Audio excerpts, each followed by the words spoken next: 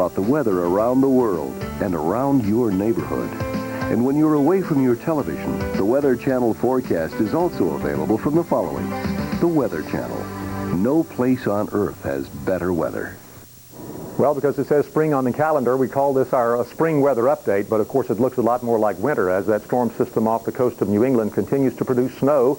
Light snow falling this hour at Portsmouth and Concord, New Hampshire. Also at Portland, Bangor, Augusta, Brunswick, and Holton, Maine. That light snow is going to be moving on off to the north and east as that storm system weakens, but there is another storm system taking shape, of course, as you've been hearing if you've been with us listening to the Weather Channel, watching us over the past hours. Storm system taking shape, and that is going to mean that more snow is on the way. This is snowfall as of Sunday. Much of the Northeast has had snow, of course, periodically, even over these first days of the spring, and 3 to 6 inches over a wide area up in the Northeast. Here are some of the snowfall reports. South Woodstock, Vermont, 13 inches of snow. Union, Connecticut, 6.5, as is the case at Shrewsbury, Massachusetts. Boston, 3 inches.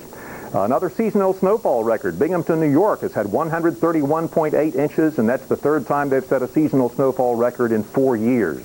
And here's the snowfall forecast through 7 p.m. tomorrow, and as you can see, there is a narrow band of heavy snow expected, 3 to 6 inches from eastern West Virginia and northwestern Virginia right on up into southeastern New York. Another area of some heavy snow along the coastal areas of Maine. Here's that storm system taking shape that's going to be spreading even more snow to the northeast. It is going to be tonight tracking eastward along the border between Georgia and Tennessee. It's already producing some snow in the Rockies, not in the Rockies, but in the Smokies. The northern mountains of North Carolina could get as much as 3 to 5 inches of snow overnight, and that should be tapering off then after midnight. But that low-pressure area will track on off and be along the Carolina coast by tomorrow morning. Here's the current map showing not only that low-pressure area, but also a frontal system that produced some strong thunderstorms over southern Florida today. But that has eased up a bit. The weather is not severe down that way, and that frontal system should be dissipating. Out in the west, there is a frontal system really not producing much in the way of significant weather. Current temperatures, cold air banked up over the northeast. That'll help to provide the snow that's in store for New England and areas actually from the Virginias on up. Of course, rather warm out in the desert southwest. And looking on ahead to Friday, you can see that temperatures by Friday, after the snow event that we're about to have in the northeast, it will be warming up again. Here's a look ahead on into the weekend. Toward the weekend, this look ahead sponsored by the American Express card. And taking a look at the temperatures on Wednesday, high temperatures should be in the 30s in the northeast, 80s reaching from Texas on up into the panhandle of Nebraska, 90s over southern California, 50s and 60s over much of the western portion of the United States. By Thursday, highs in the 80s reach on up into the central plains, and that's not really very good for the dry areas and especially the parched areas where there's a fire danger, but some rain does appear to be shaping up for the end of the week for the plain states. The highs on Friday continuing to warm up in the northeast, 50s, 40s, and 50s over the northeast, 70s and 80s over much of the south and the southern and central plains by Friday. On Saturday, look for 70s and 80s across most of the south, 50s across the Great Lakes area, 40s in the northeast. Here's a look now at the precipitation pattern we expect for Wednesday through Saturday. First off, out in the far west, some scattered showers along the Pacific coast, a few showers in Montana.